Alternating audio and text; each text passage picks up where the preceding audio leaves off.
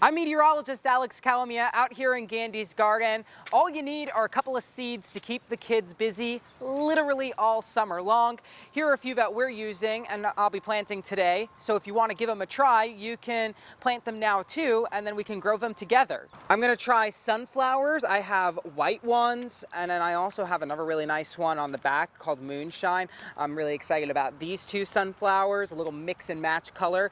Coleus, speaking of color, you don't even have to wait for these to bloom because it's the leaves that have beautiful color. We've got some edible plants like tomatoes. And my suggestion is the smaller the kid, the bigger you want the seeds to be. So sunflowers are really good for small kids. Squash too are really good because that way they can see it and they can plant it in the ground a little deeper.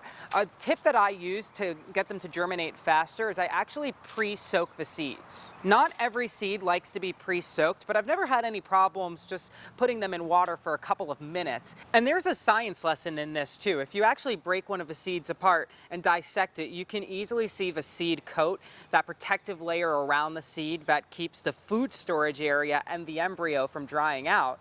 And then by adding the water early, you're telling that seed coat, okay, its job is done, and now it's time for the embryo and the food storage to do their job and get that plant to sprout.